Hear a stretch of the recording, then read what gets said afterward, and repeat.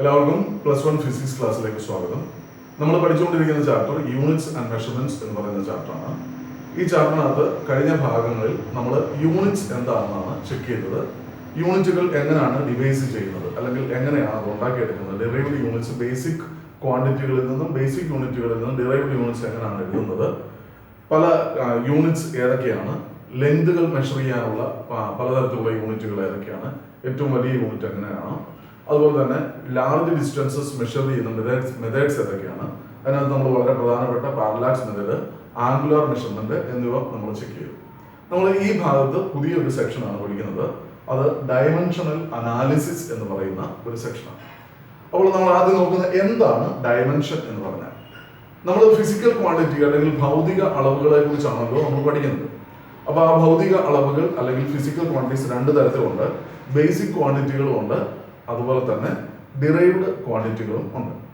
ഒരു physical quantity, ഇപ്പോൾ velocity എന്ന് പറഞ്ഞാൽ നമുക്ക് പെട്ടെന്ന് എന്താണ് എന്ന് മനസ്സിലാക്കാനുള്ള ഒരു ഉപാധിയാണ് ഡയമെൻഷൻ എന്ന് പറയുന്നത്. അതായത് ഈ ഡിറൈവ്ഡ് ക്വാണ്ടിറ്റിയായ വെലോസിറ്റിയിൽ ഏതൊക്കെ ബേസിക് ഫിസിക്കൽ ക്വാണ്ടിറ്റികളുണ്ട് എന്ന് മനസ്സിലാക്കുവാൻ നമ്മളെ സഹായിക്കുന്ന ഒരു മാർഗമാണ് ഡയമെൻഷൻ എന്ന് പറയുന്നത്. നമ്മൾ സാധാരണ മെക്കാനിക്കൽ ക്വാണ്ടിറ്റികളല്ല, ഏതൊരു മെക്കാനിക്കൽ ക്വാണ്ടിറ്റിയും നമുക്ക് എന്ത് ചെയ്യാൻ പറ്റും, മാസ്, അതുപോലെ തന്നെ ലെങ്ത്, ടൈം എന്ന് പറയുന്ന മൂന്ന് ബേസിക് ക്വാണ്ടിറ്റികളിൽ നിന്ന് ഡിറൈവ് ചെയ്ത് എടുക്കാൻ സാധിക്കും മിക്കവാറും എല്ലാ മെക്കാനിക്കൽ ക്വാണ്ടിറ്റിയും. അപ്പോൾ മാസ് എന്ന് പറയുന്ന ഒരു ബേസിക് ക്വാണ്ടിറ്റി ഒരു ഡിറൈവ്ഡ് ക്വാണ്ടിറ്റിക്കകത്ത് ഉണ്ടെന്ന് അറിയാനായിട്ട് നമ്മൾ മാസിന് ഒരു ഡയമെൻഷൻ, ഒരു നൊട്ടേഷൻ കൊടുക്കുന്നു, ക്യാപിറ്റൽ എം. ലെങ്തിന് ക്യാപിറ്റൽ എൽ എന്ന് കൊടുക്കുന്നു, ടൈമിന് ക്യാപിറ്റൽ ടി കൊടുക്കുന്നു. എന്നിട്ട് ഈ മൂന്നെണ്ണത്തിനെ നമ്മൾ ഒരുമിച്ച് ചേർത്തെഴുതി അതിനെ പവറിലേക്ക് ഉയർത്തി കാണിക്കുന്നു. എന്ന് വെച്ച് കഴിഞ്ഞാൽ നമുക്ക് വെലോസിറ്റിയുടെ ഡയമെൻഷൻ നമുക്ക് ഏകദേശം ഇങ്ങനെ എഴുതാൻ പറ്റും: m⁻⁴, l⁻⁴, t⁻⁻⁻⁻⁻. ഇതിന്റെ അർത്ഥം ഇതാണ്: മാസ് വെലോസിറ്റിക്കകത്ത് ആ ബേസിക് ക്വാണ്ടിറ്റി ഇല്ല, മാസ് എന്ന് പറയുന്ന ബേസിക് ക്വാണ്ടിറ്റി ഇല്ല. എന്നാൽ ലെങ്ത് എന്ന് പറയുന്ന ഒരു ബേസിക് ക്വാണ്ടിറ്റി, ആ ലെങ്ത് എന്ന് പറയുന്ന ബേസിക് ക്വാണ്ടിറ്റി ഒരു പ്രാവശ്യം എന്ത് ചെയ്തിട്ടുണ്ട്, വെലോസിറ്റിയുമായിട്ട് ബന്ധപ്പെട്ടിട്ടുണ്ട്. ടൈം എന്ന് പറയുന്നതും ഒരു പ്രാവശ്യമുണ്ട്. അപ്പൊ t⁻⁻⁻⁻ എന്ന് പറയുന്നത് ഡിവൈഡഡ് ബൈ ടൈം എന്നതുകൊണ്ടാണ് അവിടെ t⁻⁻⁻⁻ വന്നത്. അപ്പൊ ചുരുക്കി പറഞ്ഞാൽ ഒരു ഫിസിക്കൽ ക്വാണ്ടിറ്റിക്കകത്ത് അല്ലെങ്കിൽ ഒരു ഡിറൈവ്ഡ് ക്വാണ്ടിറ്റിക്കകത്ത് ഏതൊക്കെ ബേസിക് ക്വാണ്ടിറ്റീസ് എത്ര പ്രാവശ്യം ബന്ധപ്പെട്ടിട്ടുണ്ട് അല്ലെങ്കിൽ എത്ര പ്രാവശ്യം റിലേറ്റഡ് ആയിട്ടുണ്ട് എന്ന് നമ്മളെ കാണിക്കുവാനായിട്ട് അല്ലെങ്കിൽ മനസ്സിലാക്കുവാനായിട്ട് നമ്മൾ ഡിവൈസ് ചെയ്തിരിക്കുന്ന ഒരു മെത്തേഡാണ് ഡയമെൻഷൻ എന്ന് പറയുന്നത്. അപ്പോൾ ഒരു ഫിസിക്കൽ ക്വാണ്ടിറ്റിയുടെ ഡയമെൻഷൻ കണ്ടു കഴിഞ്ഞാൽ ഏതൊക്കെ ബേസിക് ക്വാണ്ടിറ്റീസ് ഇതുമായിട്ട് ബന്ധപ്പെട്ടിട്ടുണ്ട് എന്ന് നമുക്ക് മനസ്സിലാക്കാൻ സാധിക്കും. അപ്പം ലെങ്ത് എന്ന് പറയുന്നിടത്ത് നിങ്ങൾ ശ്രദ്ധിക്കേണ്ടത്, ലെങ്ത് എന്ന് പറയുന്നത് ചിലപ്പോൾ ഒരുപക്ഷെ റേഡിയസ് ആകാം, ഹൈറ്റ് ആകാം, ബ്രെഡ്ത്ത് ആകാം, അല്ല ഡിസ്പ്ലേസ്മെന്റ് ആകാം. അങ്ങനെ ഏത് ഡയമെൻഷൻ അല്ലെങ്കിൽ ഏതൊരു ഫിസിക്കൽ ക്വാണ്ടിറ്റി വേണമെങ്കിലും ലെങ്ത് എന്ന് പറയുന്നതിനകത്ത് ബന്ധപ്പെടാം. ടൈം എന്ന് പറയുന്നത് അത് സമയവുമായിട്ട് ബന്ധപ്പെട്ടിരിക്കുന്നു. മാസ് അത് ഭാരവുമായിട്ട് അല്ലെങ്കിൽ അതിന്റെ പിണ്ഡവുമായിട്ട് ബന്ധപ്പെട്ടിരിക്കുന്നു, മാസ് എന്ന് പറയുന്നത്. അപ്പൊ അങ്ങനെയാണെങ്കിൽ നോക്കുക, മറ്റൊരു ഫിസിക്കൽ ക്വാണ്ടിറ്റി നമുക്ക് എടുത്തു നോക്കാം. അതായത് ഫോഴ്സിന്റെ ഡയമെൻഷൻ എന്ന് പറയുന്നത് m⁻⁴, l⁻⁴, t⁻⁻⁻⁴. അപ്പൊ ഇതിനകത്ത് ഫോഴ്സ് എന്ന് പറയുന്ന ഒരു ഡിറൈവ്ഡ് ഫിസിക്കൽ ക്വാണ്ടിറ്റിക്കകത്ത് മാസ് എന്ന് പറയുന്ന ഫിസിക്കൽ ക്വാണ്ടിറ്റി, ബേസിക് ക്വാണ്ടിറ്റി ഒരു പ്രാവശ്യവും, ലെങ്ത് എന്ന് പറയുന്നത് ഒരു പ്രാവശ്യവും, ടൈം എന്ന് പറയുന്നത് 2 പ്രാവശ്യവും ബന്ധപ്പെട്ടിട്ടുണ്ട് എന്ന് നമുക്ക് മനസ്സിലാക്കാൻ സാധിക്കും. 2 പ്രാവശ്യവും. അപ്പൊ t⁻⁻⁻2 എന്ന് പറഞ്ഞിരിക്കുന്നത് ഡിവൈഡഡ് ബൈ ടൈമിന്റെ സ്ക്വയർ ആണ്. അതുകൊണ്ടാണ് t⁻⁻2 എന്ന് അവിടെ വന്നിരിക്കുന്നത്. അപ്പൊ നമുക്ക് ചുരുക്കി പറഞ്ഞാൽ ഡയമെൻഷൻ നമുക്കൊരു ഡെഫിനിഷൻ കൊടുക്കാം. ഡയമെൻഷന്റെ ഡെഫിനിഷൻ ഇങ്ങനെ നമുക്ക് പറയാം: ഇത് ഫിസിക്കൽ ക്വാണ്ടിറ്റികൾ അല്ലെങ്കിൽ ബേസിക് ക്വാണ്ടിറ്റികളെ പവറിലേക്ക് റേസ് ചെയ്തിരിക്കുന്നു. പവറിലേക്ക് റേസ് ചെയ്തിരിക്കുന്നതിനാ എത്ര പ്രാവശ്യം ഈ ഡിറൈവ്ഡ് ക്വാണ്ടിറ്റിയുമായിട്ട് ബേസ് ക്വാണ്ടിറ്റി ബന്ധപ്പെട്ടിട്ടുണ്ട് അല്ലെങ്കിൽ എത്ര പ്രാവശ്യം ഉണ്ട് അതിനകത്ത് എന്നുള്ളത് കാണിക്കാൻ വേണ്ടിയിട്ടാണ്. അപ്പോ ഡയമെൻഷൻ എന്ന് പറഞ്ഞു കഴിഞ്ഞാൽ ബേസിക് ക്വാണ്ടിറ്റികളെ പവറിലേക്ക് റേസ് ചെയ്തിരിക്കുന്നതാണ്, ഉയർത്തിയിരിക്കുന്നതാണ്. എന്തിനു വേണ്ടിയിട്ടാണ്? In order to represent a particular physical quantity. ഒരു പർട്ടിക്കുലർ ഫിസിക്കൽ ക്വാണ്ടിറ്റി അല്ലെങ്കിൽ ഒരു ഡിറൈവ്ഡ് ക്വാണ്ടിറ്റിയെ നമുക്ക് റെപ്രസെന്റ് ചെയ്യാനായിട്ട് അല്ലെങ്കിൽ അതിനെ പ്രതിനിധീകരിക്കാൻ വേണ്ടിയിട്ട് അതിനകത്തുള്ള ബേസിക് ക്വാണ്ടിറ്റികളെ പവറിലേക്ക് റേസ് ചെയ്തിരിക്കുന്നതാണ് എന്ത് ഡയമെൻഷൻ എന്ന് നമുക്ക് പറയാം. അപ്പോൾ ഡയമെൻഷന്റെ ഡെഫിനിഷൻ നമുക്ക് ഇങ്ങനെ പറയാം. Dimensions are the powers to which the basic quantities അല്ലെങ്കിൽ fundamental quantities are raised. Fundamental ക്വാണ്ടിറ്റിയെ പവറിലേക്ക് റേസ് ചെയ്തിരിക്കുന്നു, പവറിലേക്ക് ഉയർത്തിയിരിക്കുന്നു. ഇതിനു വേണ്ടിയിട്ട് in order to represent that physical quantity, ഒരു പർട്ടിക്കുലർ ഫിസിക്കൽ ക്വാണ്ടിറ്റിയെ റെപ്രസെന്റ് ചെയ്യാനായിട്ട്, സൂചിപ്പിക്കുന്നതിനായിട്ട്, അല്ലെങ്കിൽ അതിനകത്ത് ബേസിക് ക്വാണ്ടിറ്റീസിനെ നമ്മൾ തിരിച്ചറിയുന്നതിനായിട്ട് എന്താണ് അതിനകത്തുള്ള ബേസിക് ക്വാണ്ടിറ്റികളെ പവറിലേക്ക് റേസ് ചെയ്തിരിക്കുന്ന ഒരു മെത്തേഡാണ് എന്ത് ഡയമെൻഷൻ എന്ന് നമുക്ക് പറയാം. നമ്മൾ അടുത്തത് പഠിക്കുന്ന ടേം ഡയമെൻഷണൽ ഫോർമുല. ഞാൻ നേരത്തെ എഴുതി കാണിച്ചത് ആക്ച്വലി ഡയമെൻഷണൽ ഫോർമുലയാണ്. അപ്പോ എന്തിനാ ഈ ഡയമെൻഷണൽ ഫോർമുലയുടെ ആവശ്യകത വന്നിരിക്കുന്നത്, അല്ലെങ്കിൽ എന്തിനാ ഡയമെൻഷൻ ഉപയോഗിച്ചിരിക്കുന്നത്? നമുക്ക് വെലോസിറ്റിയുടെ യൂണിറ്റ് ഒന്ന് നോക്കാം. വെലോസിറ്റിയുടെ യൂണിറ്റ് എന്ന് പറഞ്ഞാൽ മീറ്റർ പെർ സെക്കൻഡ് ആണ്. അപ്പൊ ഇതിനകത്ത് ഉണ്ടല്ലോ മീറ്ററും ഉണ്ട്, സെക്കൻഡും ഉണ്ട്, പെർ സെക്കൻഡും ഉണ്ട്. അപ്പൊ നമുക്ക് ഇതിനകത്തുനിന്ന് നമുക്ക് തിരിച്ചറിയാം എന്ത് ഇതിനകത്ത് ലെങ്തിന്റെ യൂണിറ്റ് ആയ മീറ്ററും ടൈമിന്റെ യൂണിറ്റ് ആയ സെക്കൻഡുമാണ് വന്നിരിക്കുന്നത്. അതുകൊണ്ട് ഇതിനകത്ത് ലെങ്തും ടൈമുമായി ബന്ധപ്പെട്ടിരിക്കുന്നത് യൂണിറ്റിനകത്തൊന്ന് തിരിച്ചറിയാവുന്നത്. പിന്നെ എന്തിനാണ് ഡയമെൻഷന്റെ ആവശ്യകത? അത് ആവശ്യമായിട്ട് വന്നിരിക്കുന്നത് ഇതുകൊണ്ടാണ്. ഫോഴ്സ് എന്ന് പറയുന്ന ഒരു ഫിസിക്കൽ ക്വാണ്ടിറ്റി, അതിന്റെ യൂണിറ്റ് നമ്മൾ ഉപയോഗിക്കുന്ന SI യൂണിറ്റ് ന്യൂട്ടൺ ആണ്. ഇതിന്റെ റെപ്രസെന്റേഷൻ ക്യാപിറ്റൽ N ആണ്. വർക്ക് അല്ലെങ്കിൽ എനർജി, അതിന്റെ യൂണിറ്റ്, എനർജിയുടെ യൂണിറ്റ് വരുമ്പോൾ എന്താണ് അത് ജൂൾ ആണ്. ഇതെല്ലാം ശാസ്ത്രജ്ഞന്മാരുടെ പേരുകളാണ്.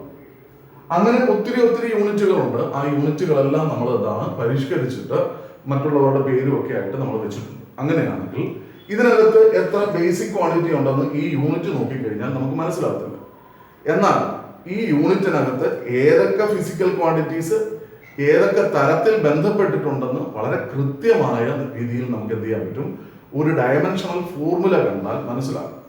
അപ്പൊ അതാണ് ഡയമെൻഷന്റെ പ്രാധാന്യം. അപ്പൊ ഡയമെൻഷണൽ ഫോർമുല എന്ന് പറയുമ്പോൾ ഫോഴ്സിന്റെ ഡയമെൻഷണൽ ഫോർമുല ഞാൻ നേരത്തെ എഴുതിയതുപോലെ m⁻⁴ l⁻⁴ t⁻⁻² ആണ്. എനർജിയുടെ dimensional formula m⁻⁴ l⁻²⁴ t⁻². അപ്പൊ ഇതിനകത്ത് നിങ്ങൾക്ക് ശ്രദ്ധിച്ചാൽ മനസ്സിലാവും ഇതിന്റെ ഡയമെൻഷണൽ ഫോർമുല ഒരിക്കലും മാറത്തില്ല. വളരെ കൃത്യമായ അളവ് നിങ്ങൾക്ക് കിട്ടും. മീറ്റർ അല്ലെങ്കിൽ ലെങ്ത് ഒരു പ്രാവശ്യം, ലെങ്ത് ഒരു പ്രാവശ്യം, മാസ് ഒരു പ്രാവശ്യം, ടൈം 2 പ്രാവശ്യം. അപ്പൊ ഡിവൈഡഡ് ബൈ t⁻² ആയതുകൊണ്ടാണ് t⁻². എന്നാൽ എനർജിയുടെ നോക്കിക്ക്, എനർജിയുടെ യൂണിറ്റ് ജൂളാണ്. യൂണിറ്റ് കണ്ടാൽ നിങ്ങൾക്ക് പെട്ടെന്ന് തിരിച്ചറിയാൻ പറ്റത്തില്ല ഇതിനകത്ത് ഏതൊക്കെ ബേസിക് ക്വാണ്ടിറ്റീസ് എത്ര പ്രാവശ്യമുണ്ട്.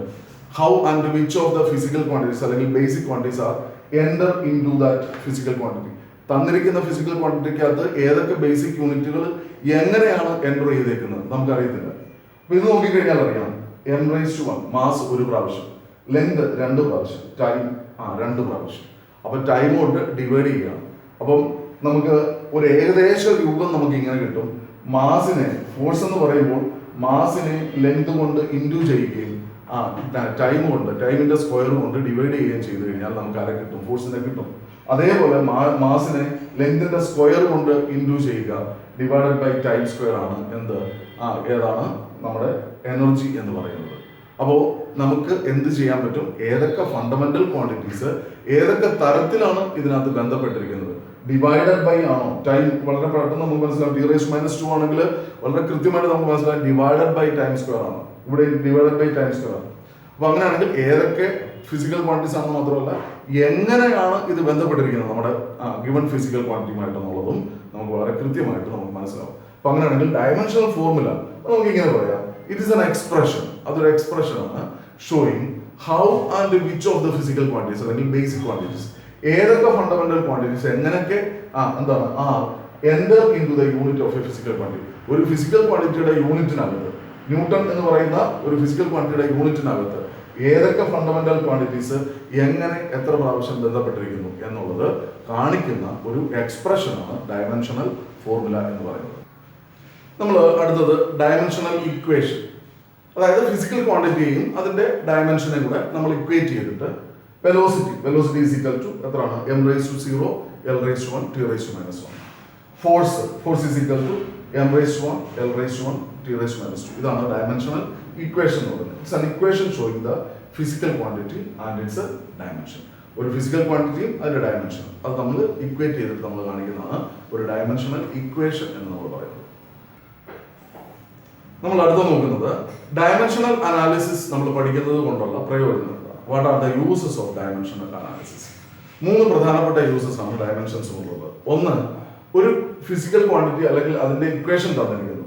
അപ്പൊ അങ്ങനെയാണെങ്കിൽ അതിന്റെ കറക്റ്റ്നസ്, അത് ശരിയാണോ തെറ്റാണോ എന്ന് ചെക്ക് ചെയ്യാം. ഇത് എങ്ങനെയാണെന്ന് നമ്മൾ പിന്നീട് പഠിക്കും. But to check the correctness of an equation, ചുമ്മാ ഒരു ഇക്വേഷൻ തന്നു കഴിഞ്ഞു കഴിഞ്ഞാൽ ആ ഇക്വേഷൻ കറക്റ്റ് ആണോ എന്ന് ചെക്ക് ചെയ്യണമെന്നുണ്ടെങ്കിൽ നമുക്ക് എന്ത് ചെയ്യാം? ഈ ഡയമെൻഷണൽ അനാലിസിസ് ഉപയോഗിക്കാം. 2, to derive a correct relationship between the physical quantities. കുറെ ഫിസിക്കൽ ക്വാണ്ടിറ്റീസ് നമുക്ക് തന്നിട്ടുണ്ട്. അത് തമ്മിലുള്ള ഒരു റിലേഷൻഷിപ്പ് കറക്റ്റ് ആണെങ്കിൽ കറക്റ്റ് ആയിട്ട് നമുക്ക് ഡിവൈസ് ചെയ്തെടുക്കാൻ, അല്ലെങ്കിൽ തന്നിരിക്കുന്ന കുറെ ജനറൽ ഡാറ്റ വെച്ചിട്ട് തന്നിരിക്കുന്ന കുറച്ച് ഗിവൺ ഇൻഫർമേഷൻസ് വെച്ചിട്ട് നമുക്കൊരു ഇക്വേഷൻ ഫോർമാറ്റ് ചെയ്തെടുക്കാൻ പറ്റും, അല്ലെങ്കിൽ രൂപപ്പെടുത്തിയെടുക്കാൻ നമുക്ക് പറ്റും. അപ്പം അതിനു വേണ്ടി derive the correct relation between the physical quantities, physical ക്വാണ്ടിറ്റിയുടെ കറക്റ്റ് ഡിറൈവ് ചെയ്യാൻ, അല്ലെങ്കിൽ കറക്റ്റ് ആയിട്ട് നമുക്ക് ആ റിലേഷൻ കണ്ടുപിടിക്കാനായിട്ട്. ഒരു എക്സാമ്പിൾ പറഞ്ഞു കഴിഞ്ഞാൽ വെലോസിറ്റി എന്ന് പറയുന്നത് നമുക്ക് അറിയാം ഡിസ്പ്ലേസ്മെന്റ് ഡിവൈഡഡ് ബൈ ടൈം ആണ്. അപ്പോൾ ഡിസ്പ്ലേസ്മെന്റ് ബൈ ടൈം എന്നുള്ളത് നമ്മൾ മറന്നുപോയി, അല്ലെങ്കിൽ ഇൻ ടു ടൈം എന്നാണ് നമ്മുടെ മനസ്സിൽ കിടക്കുന്നത്. പക്ഷേ അതിന്റെ ഡയമെൻഷൻ നമുക്കറിയാം കറക്റ്റ് ആയിട്ട് LT raised to minus 1 ആണ്.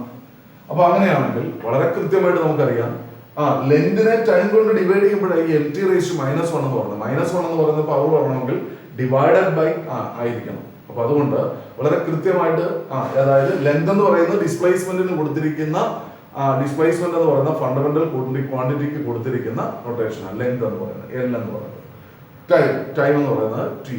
അപ്പൊ അങ്ങനെയാണെങ്കിൽ ഡിസ്പ്ലേസ്മെന്റ് ഇൻറ്റു ടൈം അല്ല, ഡിവൈഡഡ് ബൈ ടൈം ആണെന്ന് നമുക്ക് മനസ്സിലാക്കാം. അപ്പൊ അങ്ങനെ ഒരു കറക്റ്റ് റിലേഷൻഷിപ്പ് കണ്ടുപിടിക്കാനായിട്ട് അല്ലെങ്കിൽ ഡിറൈവ് ചെയ്യാനായിട്ട് നമുക്ക് ഈ ഡയമെൻഷണൽ അനാലിസിസ് നമുക്ക് ഉപയോഗിക്കാം. 3, to convert a unit from one system to another.